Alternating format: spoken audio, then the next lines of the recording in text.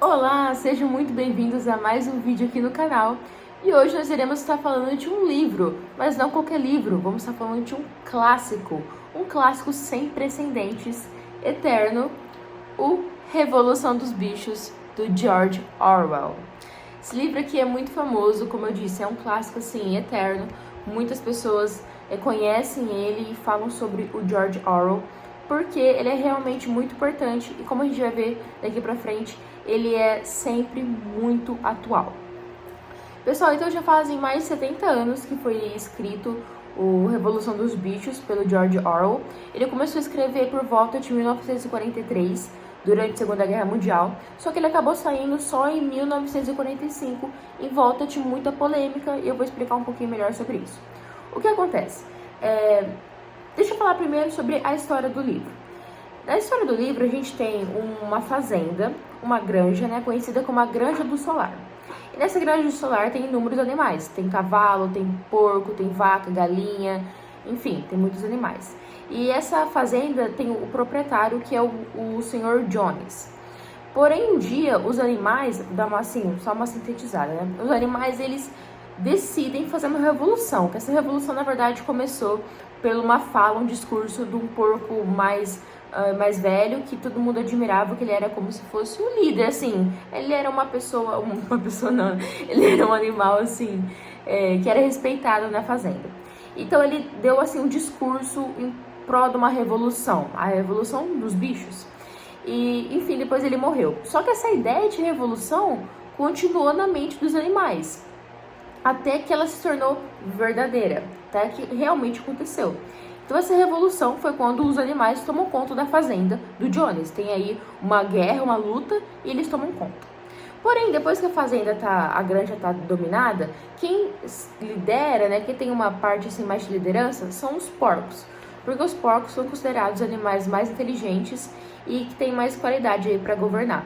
Então, os porcos, eles aprendem a ler, alguns deles aprendem a ler e a governar em geral. Só que qual é o ponto da história? Não vou dar spoiler nenhum, só que, assim, é mais uma contextualização. Qual é o ponto da história? Depois de um tempo, os porcos, eles acabam tendo uma questão de virar humano. Como o Jones tratava os animais com crueldade, sem dar o devido valor, os porcos acabam fazendo praticamente a mesma coisa, só que pior, 1000 vezes pior. Então, esse aí é o ponto do livro, o ponto-chave da história. É como os animais, eles deveriam ser juntos, se juntar em prol da revolução, só que acabou que defenderam que uns animais são melhores que os outros. Mas não era essa a ideia. O começo da revolução era, todos os animais são iguais. Acabaram que os porcos tomaram vantagem e ficaram melhores do que os outros na teoria deles. Essa é basicamente a história. Nós temos alguns personagens principais, que é o Porco Napoleão, que ele é um dos personagens principais, o Porco Bola de Neve, tem também o Garganta, enfim, são alguns dos animais aí que estão mais presentes na história. E cada um desses animais vai ter uma representação, então vamos lá. Chegando nesse ponto, pessoal, durante a Segunda Guerra, o George Orwell escreveu esse livro e foi tentar publicar. Porém, o que aconteceu? Nenhuma editora quis publicar o livro. Por quê? Claramente, o livro faz uma clara referência à ditadura socialista do Stalin, da Rússia. Então, ele faz uma clara referência em relação a como, no começo, os porcos e os animais dominaram e depois os porcos começaram a ficar superiores. Então, ele fez aí uma clara referência.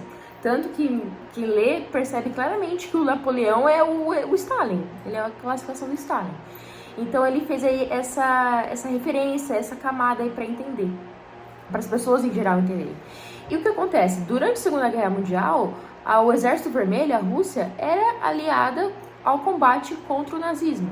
Então foi muito mal aceito, tanto que ele colocava os russos, né, os governantes russos, como Stalin, entre outros, como porcos, que foi pior ainda, né? Sempre o porco teve essa má impressão, né?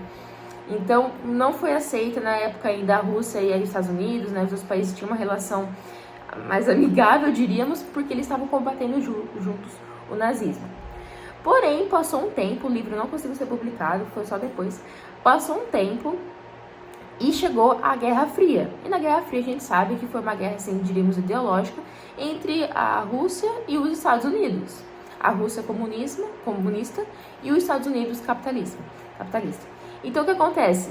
Virou ao contrário. Os Estados Unidos pegou esse livro para ser uma máquina de programação anticomunismo, para ser totalmente contra. Então foi colocado nas escolas, nos colégios, nas universidades, para todo mundo ler Revolução dos Bichos e ter aí uma arma, como eu disse, né, uma máquina anticomunismo, né, para todo mundo odiar e proteger, de certa forma, os Estados Unidos da ameaça comunista que estava tendo na época. Então, aconteceu dessa forma. O porém da história é que o George Orwell, na verdade, ele era socialista. O George Orwell sempre foi socialista. Tanto que ele lutou na Guerra da Espanha, na Revolução... no momento não vou me lembrar. Porém, ele lutou, ele sempre foi socialista.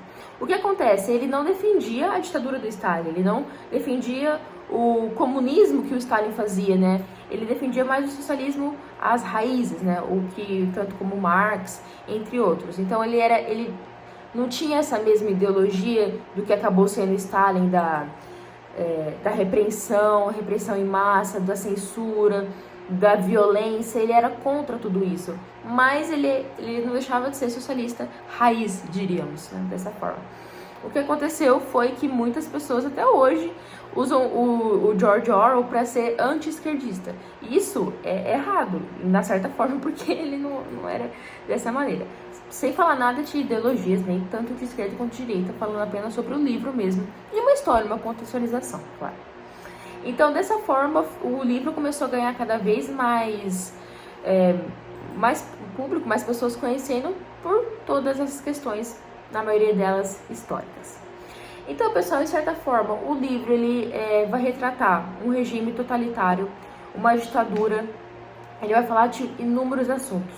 E o mais interessante, o mais importante do livro é como que 80 anos depois ele é ainda extremamente atual. Você lê ele e você fala, gente, isso aqui está acontecendo hoje. Então, o George Orwell, ele foi sempre cirúrgico nas suas declarações, na escrita, porque é extremamente atual. É de hoje mesmo. Parece que o livro foi escrito há, 5 anos. Né? Não dá nem para acreditar, já faz aí um tempo maior. Então, é um livro, assim, que sem dúvidas vale muito a pena. A escrita do Orwell é deliciosa, muito bom ler o livro. E também é um ótimo livro para quem quer começar a ler clássico, porque ele é curtinho, tem aí acho que 115 páginas por aí.